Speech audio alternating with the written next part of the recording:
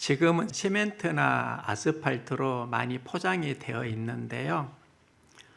제가 어렸을 때는 대부분이 흙길이었습니다. 논으로 갈 때는 풀이 자란 논두렁을 걸어서 갔던 기억이 납니다. 그런데 그 길이 때로는 무서웠습니다. 길을 가다가 풀 속에 숨어 있는 뱀을 몇 번 본 적이 있습니다. 온몸에 소름이 확 돋아나고 공포에 질렸던 기억이 납니다.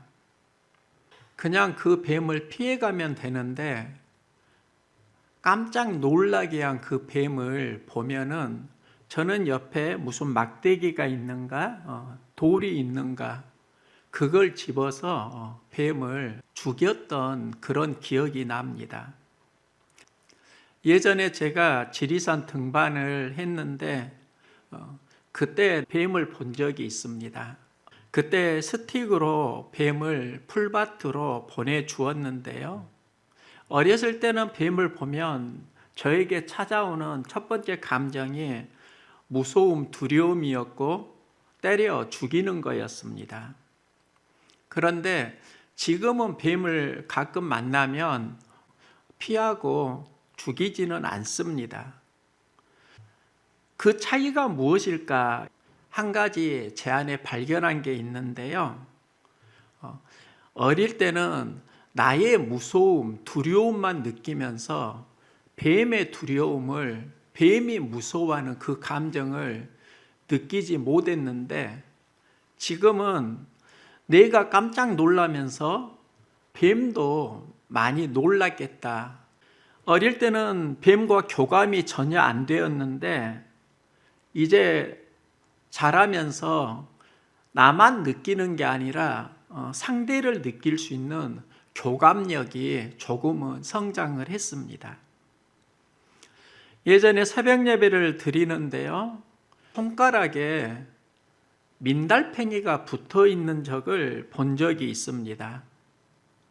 순간 깜짝 놀라면서 옆에 화장지가 있으니까 이 민달팽이를 죽이려고 했는데 이런 생각이 또 드는 겁니다. 내가 이 민달팽이를 보고 깜짝 놀랐는데 예배 전에 화분에 물을 주는 과정 속에서 그 민달팽이가 나의 손가락에 달라붙은 것 같았습니다. 그런데 내 손가락 위에 있는 이 민달팽이는 얼마나 당황스럽고 또 나를 무서워할까? 저는 단지 징그럽다 이 정도 수준인데 이 민달팽이는 자신의 생명이 걸려 있는 겁니다. 누가 더 놀랐을까 생각을 해보니까 민달팽이가 더 무서워했고 놀랐을 것 같다. 그래서 예배 전에 그 민달팽이를 화단에 내려주고 새벽 예배를 인도한 적이 있습니다. 이런 일련의 과정을 보면서 교감이 되느냐 안 되느냐에 따라서 감정과 삶이 굉장히 많이 달라지는구나. 왜 뱀에게 그렇게 잔인했지? 나의 두려움은 아는데 뱀의 두려움은 느끼지 못하니까 서로 교감이 안 되니까 뱀을 잔인하게 죽였습니다. 그런데 민달팽이와 교감이 이루어지니까 새로운 대화가 이루어지는 것을 보게 되었습니다. 우리가 함께 더불어 살아가면서 나와 너가 우리가 되는 과정이 굉장히 중요합니다. 나로만 사는 인생이 있고 너로만 사는 인생은 힘들고 외로운데 나와 너가 만나서 우리가 되려고 하면 여기에서 필요한 건 교감입니다. 국어 사전에 서로 접촉하여 사상이나 감정 따위를 함께 나누어 가진다. 이걸 교감으로 정의하고 있습니다. 내가 힘들 때 나만 힘들다고 생각하면 그게 참 어려운 겁니다. 그런데 내가 힘들 때 힘들어하는 타인을 볼 수 있다고 하면 힘과 용기를 얻을 수 있습니다.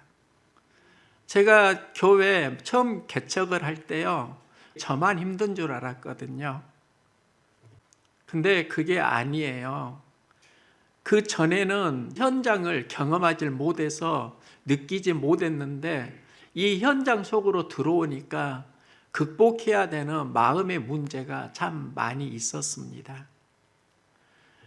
그러면서 다른 사람의 어려움을 좀 더 이해할 수 있었습니다. 삶의 현장에서 경험 속에서 교감력이 자란다는 겁니다. 오늘날 사회에 많은 사건이 일어나는데 이때 등장하는 단어가 사이코패스, 소시오패스입니다. 보통 이들을 반사회적 인격 장애를 가진 사람이라고 하는데요. 이들의 특징이 있습니다. 타인의 감정과 교감이 되지 않는다는 겁니다. 사람이 건강하게 자라려고 하면 교감력이 자라야 하고요. 크리스천은 하나님과의 교감력도 자라야 합니다. 하나님과 교감이 깊어질 때 우리의 삶은 풍성해집니다. 예수님은 모든 상황 속에서 하나님과 교감하신 분입니다. 예수님의 사역은 십자가를 통해서 완성이 되는데요. 그 십자가를 감당하실 때 예수님이 기도합니다. 아버지여, 만일 아버지의 뜻이거든 이 잔을 내게서 옮기시옵소서. 그러나 내 원대로 하지 마옵시고 아버지의 원대로 되기를 원하나이다. 기도를 보면 두 가지 교감이 있습니다. 이 잔을 내게서 옮기시옵소서. 이건 주어진 상황과의 교감입니다. 예수님도 십자가 앞에서 죽음 앞에서 심히 고민하십니다. 이 상황을 피하고 싶습니다. 이 잔을 내게서 옮겨 주시옵소서. 이건 모든 사람들이 경험하는 상황과의 교감이고 이걸 1차 교감이라고 합니다. 그런데 예수님이 다시 기도합니다. 그러나 내 원대로 마옵시고 아버지의 원대로 되기를 원하나이다. 이것은 하나님과의 교감입니다. 이걸 2차 교감이라고 할 수 있습니다. 예수님의 특별함은 어디에 있는가? 주어진 상황 속에서 상황과의 교감을 뛰어넘고 하나님과의 교감을 이어간다는 겁니다. 하나님과 교감을 이어갈 때 천사가 하늘로부터 예수님께 나타나 도와줍니다. 천사는 언제 나타나는가? 하나님과 교감을 하게 되면은요, 하나님이 돕는 천사를 보내주신다는 겁니다. 그리고 예수님이 천사를 만나면서 하나님과의 교감은 더욱 깊어집니다. 땀이 핏방울이 되도록 간절히 기도하십니다. 우리도 너무 낙심되어 가지고 기도가 안 될 때 그때 우리는 상황과 교감하고 있는 겁니다. 다시 하나님과 교감을 해야 하고요. 그 하나님과의 교감이 깊어지고 풍성해지면 천사를 보내어 주십니다. 청년 시절에 제가 제자 기도를 많이 했습니다. 하나님, 무리가 아니라 제자가 되게 해주세요. 지금은 하나님과 교감하는 제자가 되게 해주세요. 이 기도를 합니다. 제자도 교감이 안 되면 삶은 무너집니다. 가룟 유다가 왜 예수님을 은 20냥에 팔았을까요? 예수님과 교감이 끊어지고 그의 생각에 마귀가 들어갔기 때문입니다. 예수님과 교감은 안 되고 마귀와 교감이 되니까 그의 삶은 무너지는 겁니다. 한 여인이 예수님에게 값비싼 향유를 부어드립니다. 이 여인에게는 예수님께 받은 은혜와 감격이 있습니다. 이때 제자들은 이것을 팔아서 가난한 자를 도우면 좋겠다. 이런 말을 합니다. 그 상황을 불편하게 여깁니다. 그 중심에 가룟 유다가 있습니다. 가룟 유다는 비싼 향유를 팔면 그게 돈이 되고 돈을 관리하니까 저 돈이 나에게 오면 좋겠다. 이 욕심이 있는 겁니다. 유다는 은혜는 누리지 못하고 욕심으로 살았습니다. 이때 예수님은 이 여인이 좋은 일을 행하였다. 이 여인이 행한 일을 기념하라 말씀합니다. 이때 유다는 무언가를 깨달으면 좋은데 깨달음이 아니라 상처를 받습니다. 인정 욕구가 있는데 자신이 예수님께 인정받지 못하니까 마음에 상처가 되고 그때 그의 생각에 마귀가 들어갑니다. 마귀와 교감하면서 하나님과 멀어지게 됩니다. 핍박자인 바울이 다메섹으로 가는 그 길에서 예수님을 만나는데요. 예수님을 만나면서 전도자, 사명자, 사도가 됩니다. 그러면 예수님을 만났다. 이게 무엇을 말하는가? 예수님과 교감이 이루어졌다는 겁니다. 죽은 예수님이 아니라 십자가에서 다시 살아나시고 부활하신 예수님과 교감이 이루어지니까 그때부터 인생이 바뀝니다. 바울은 전도자로 복음을 전하면서 2차 선교 여행 중에 빌립보 교회를 세웁니다. 후에는 로마 감옥에 갇히게 되는데 이때 빌립보 교회가 바울의 소식을 듣고 에바브로 디도편에 바울을 돕고자 선교 헌금을 보냅니다. 바울은 로마 감옥에서 빌립보에 대한 이야기를 듣고요. 그들에게 쓴 편지가 빌립보서입니다. 이 빌립보서를 기쁨의 서신이라고 합니다. 바울이 어떻게 감옥에서 기뻐하라고 할 수 있지? 이유는 간단합니다. 바울은 그 상황 속에서 하나님과 깊은 교감을 했기 때문입니다. 바울은 빌립보서를 쓰면서 성도들에게 이렇게 말합니다. 너희는 내가 배우고 받고 듣고 본 바를 행하라. 그리하면 평강의 하나님이 너희와 함께 계시리라. 바울이 빌립보 교회를 세울 때 그들에게 말씀을 가르쳤고요. 바울은 그리스도인으로 그들에게 본을 보여주었습니다. 바울은 자신이 가르친 대로 너희도 살아라. 그러면서 그 뒤에 그리하면 평강의 하나님이 너희와 함께 계시리라. 이 말씀은 바울이 감옥에서 하나님과 교감하니까 여기서 만난 하나님이 평강의 하나님이다. 이 이야기입니다. 우리의 믿음이 말씀과 교감하면 말씀이 주는 힘을 얻습니다. 하나님과 교감하니까 평강의 하나님을 만나는 겁니다. 그리고 감옥 속에서 그 평강의 마음을 전하는 게 기뻐하라, 염려하지 말고 감사함으로 하나님께 아뢰라입니다. 우리 인생 가운데 하나님에 대한 여러 경험이 있습니다. 때로는 두려움의 하나님, 나와 느껴지지 않는 멀리 계신 하나님일 수도 있습니다. 교감이 멀어지니까 그렇습니다. 나를 어루만지고 치유하시는 평강의 하나님을 우리는 만나야 합니다. 교감이 깊어지면 평강의 하나님을 만날 수 있습니다. 예수님이 당시 수많은 이적을 행하셨는데요. 사람들이 예수님에 대해서 이야기합니다. 어떤 이는 엘리야가 살아났고 세례 요한이 살아났다. 이때 사람들은 나를 그렇게 말하는데 제자들에게 묻습니다. 너희는 나를 누구라고 하느냐? 이때 베드로가 고백합니다. 주는 그리스도시요 살아계신 하나님의 아들이시니이다. 예수님은 베드로의 고백을 들으시고 복이 있다고 칭찬하시고요. 이 말을 하게 한 이는 내가 아니라 하나님이시라고 하십니다. 베드로가 신앙 고백을 하게 된 그 과정에는 하나님과의 교감이 있었다는 겁니다. 베드로의 신앙 고백 위에 천국 열쇠를 주고요. 예수님은 십자가에 대한 이야기를 하십니다.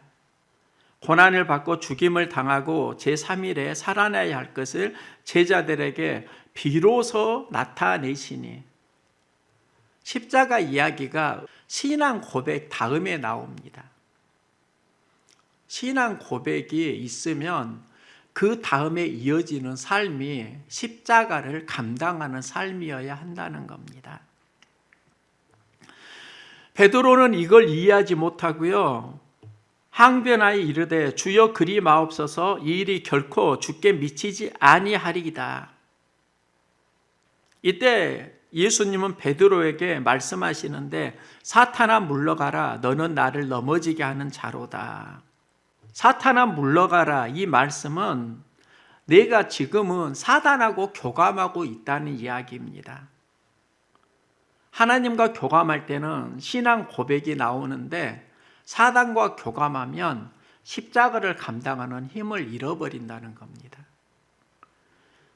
예수님은 항상 하나님과 교감하셨습니다. 예수님은 많은 병자를 고치시고 기적을 행하실 때 품은 마음이 불쌍히 여기사 그들을 긍휼히 여기사입니다.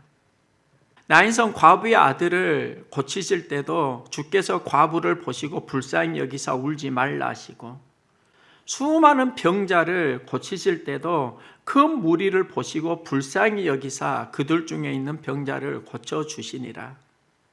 나병 환자를 고치실 때도 불쌍히 여기사 이르시되 내가 오라노니 깨끗함을 받으라. 예수님이 병자를 고치셨어. 그걸 보는데요, 진짜 보아야 하는 건 기적이 일어날 때 예수님이 품은 마음입니다. 불쌍히 여겼다, 긍휼히 여겼다. 불쌍히 여긴다, 긍휼히 여긴다. 이 마음의 상태가 하나님과 내가 교감할 때 경험하는 감정들입니다. 하나님은 여호수아를 부를 때 말씀하십니다. 강하고 담대하라. 강하고 담대하라가 용기를 내라는 말씀입니다. 여호수아가 모세의 후계자로 주어진 상황을 보니까 걱정이 많이 됩니다. 이 많은 사람들을 내가 어떻게 가나안에 이끌어 드리지? 내가 어떻게 가나안으로 이끌 수 있을까? 이때 하나님이 주시는 말씀이 강하고 담대하라. 하나님이 주리라고 약속한 가나안 땅을 차지하게 할 것이라고 하나님이 말씀하십니다. 이런 의미가 있습니다. 여호수아야, 너 황정하고 교감하고 있어. 그러니까 두렵지? 강하고 담대해. 내가 너에게 약속한 게 있잖아. 하나님의 약속과 교감하란 말이야. 그러면 내가 너 도와줄게. 예수님이 제자들에게 말씀하십니다. 환난을 당하나 담대하라. 내가 세상을 이기었노라. 우리가 살면서 어려움을 당하는 상황이 있습니다. 예수님은 이 상황을 이겼다고 하십니다. 이제 너희도 그 상황 속에서 나와 교감하자. 내가 세상을 이기었노라. 내가 너희 도와줄게. 말씀이 너희를 도와줄게. 그러면서 용기를 주시는 겁니다. 바울은 능력 주시는 자 안에서 모든 것을 할 수 있다고 말하는데요. 전후 맥락을 보면은요, 바울은 로마 감옥에 있을 때 에바브로 디도편에 빌립보에 대한 소식을 듣습니다. 그리고 그곳에서 유오디아와 순두계가 서로 다투고 갈등한다는 말을 듣습니다. 바울은 그 유오디아와 순두계를 잘 알고 있습니다. 빌립보를 세울 때 신실한 일꾼들이었습니다. 그들이 지금 갈등하고 교회에 분열이 있다고 하니까 그들에게 권합니다. 내가 유오디아를 권하고 순두계를 권하노니 주 안에서 같은 마음을 품으라. 갈등이 무엇인지는 구체적으로 알 수 없지만 빌립보 교회와 바울이 갇힌 로마 감옥은 수백 킬로가 떨어진 먼 곳입니다. 바울에게까지 이 소식이 전해졌다는 것은 제법 심각하다는 걸 짐작할 수 있습니다. 그들에게 바울은 편지를 쓰면서 같은 마음을 품으라. 이게 무슨 메시지일까? 유오디아, 순두계가 갈등하는 것을 보고요, 서로 교감하라는 이야기일 수 있습니다. 교감이 이루어지지 않으니까 갈등이 일어나고, 교감이 되어야 같은 마음을 품을 수 있습니다. 주 안에서 같은 마음을 품으라는 말은 주님 안에서 서로 믿음으로 교감하면서 갈등을 해결해 가는 삶을 살아라. 그리고 나와 멍에를 같이 한 내게 구하노니 복음에 나와 함께 힘쓰던 저 여인들을 돕고 또한 나의 동역자들을 도우라. 그러면은 같은 마음이 어떤 마음인가? 멍에를 같이 한 마음이고, 동역자를 도우라, 동역자를 돕는 마음과 연결됩니다. 그 교감이 어디에서 이루어져야 되냐면 멍에를 함께 매는 동역자를 돕는 마음으로 교감을 이루어야 하고, 멍에가 무엇을 말하는가? 십자가를 이야기합니다. 동역자는 십자가를 감당하는 사람이고, 십자가를 감당하는 사람들은 어떻게 해야 하나가 될 수 있는가? 교감이 이루어져야 한다는 겁니다. 십자가 감당할 때 에고 힘들어. 근데 나만 힘든 거 아니잖아요. 누군가는 그걸 감당하고 있잖아요. 돕고자 하는 마음이 하나님과의 교감을 통해서 이루어지게 되고 교회가 회복된다는 겁니다. 바울은 십자가를 감당하는 동역자가 되는 비결을 말하는데요, 그 뒤에 나오는 말씀이 아무것도 염려하지 말고 다만 모든 일에 기도와 간구로 너희 구할 것을 감사함으로 하나님께 아뢰라. 염려하지 말라, 기도하라, 감사하라, 하나님께 아뢰라. 하나님과 교감하는 믿음을 이야기합니다. 하나님과 교감하면 여기서 경험하는 것이 모든 것을 할 수 있느니라입니다. 내가 궁핍함으로 말하는 것이 아니니라. 어떠한 형편에든지 나는 자족하기를 배웠노니 내게 능력 주시는 자 안에서 내가 모든 것을 할 수 있느니라. 바울은 하나님과 교감하면서 자족하기를 배우고요, 여기서 모든 것을 할 수 있는 능력을 얻습니다. 1924년에 파리 올림픽에서 있었던 일입니다. 영국 국가대표로 에릭 리델이 참여를 하는데 그가 100m 신기록 보유자입니다. 100m 달리기 예선전이 7월 6일 주일에 되는 것을 보고 그는 단호한 결정을 내립니다. 나는 주일에 뛰지 않겠습니다. 그리고 그는 주일에 예배를 드리러 교회로 갑니다. 엄청난 비난이 쏟아졌습니다. 편협하고 옹졸한 신앙인, 조국의 명예를 버린 위선자. 다행히 영국의 헤럴드 선수가 금메달을 땁니다. 그리고 에릭 리델은 자신의 주 종목 100m에 참여하지 못하고 400m에 참여할 수 있는 기회가 주어집니다. 여기에서 그는 47초 6으로 세계 신기록을 세우면서 금메달을 땁니다. 한 기자가 인터뷰에서 에릭에게 물었습니다. 당신은 어떻게 400m에서 금메달을 딸 수 있었습니까? 에릭은 말합니다. 200m는 제 힘으로 최선을 다했고요. 나머지 200m는 주님 주신 힘으로 빨리 달릴 수 있었습니다. 200m까지는 자신의 힘으로 뛰었는데 나머지 200m는 하나님이 도와주셨다고 고백합니다. 이 고백을 이렇게 이해할 수 있습니다. 혼자 힘으로 최선을 다하지만 어느 순간에 자신의 힘으로 감당할 수 없는 환경을 만난다는 겁니다. 이때 에릭 리델의 심장은 하나님과 교감합니다. 그리고 하나님의 심정으로 또 달리기를 시작합니다. 하나님과 교감하면 하나님 주시는 힘을 경험합니다. 그래서 이사야 선지자는 이렇게 말해요. 소년이라도 피곤하며 곤비하며 장정이라도 넘어지며 쓰러지되 여호와를 앙망하는 자는 새 힘을 얻으리니. 황정은 소년이라도 피곤하며 곤비하며 장정이라도 넘어지고 자빠집니다. 그런데 여호와를 앙망하면 새 힘을 얻으리라. 여호와를 앙망한다, 이게 교감을 말합니다. 하나님과 교감이 이루어지면 하나님 주시는 힘을 누린다는 약속입니다. 예전에 이런 질문을 해보았습니다. 바울은 우리와 좀 다른 사람인 것 같다. 감옥에서도 기뻐하고 아주 특별한 사람이다.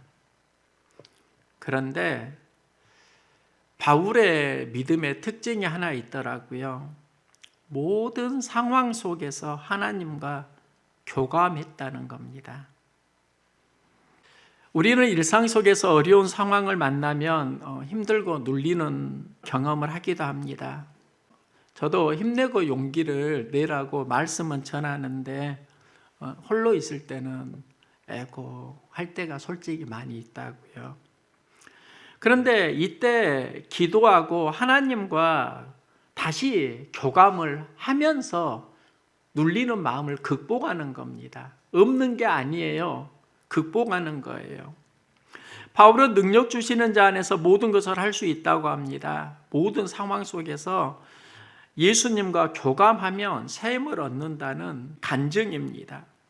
항상 기뻐하라, 쉬지 말고 기도하라, 범사에 감사하라, 이것이 우리를 향하신 하나님의 뜻이니라. 이 말씀의 의미를 이제는 조금 알 것 같습니다. 쉬지 말고 기도하라는 하나님과 교감하라는 이야기이고요. 하나님과 교감하니까 여기에서 기뻐할 수 있습니다. 감사가 나오는 겁니다. 하나님과 교감이 되느냐 안 되느냐에 따라서 삶의 차이가 굉장히 크다는 겁니다. 바울은 모든 상황에서 하나님과 교감해요. 감옥에서도 하나님과 교감해요. 상황이 힘들고 어려울 때 있습니다. 조금 있는 게 아니라 아주 많이 우리 일상에서 있습니다. 신음하고 갈등하고 있는, 울고 있는 내가 있을 수도 있습니다. 이때 하나님과 다시 교감할 수 있기를 소망합니다. 모든 상황 속에서 하나님과 교감하면은요, 하나님은 새 힘과 용기를 주십니다. 새로운 감정을 주십니다. 모든 상황 속에서 하나님과 교감하면서요, 그리스도인으로 승리하는 삶 함께 살아갈 수 있기를 소망합니다.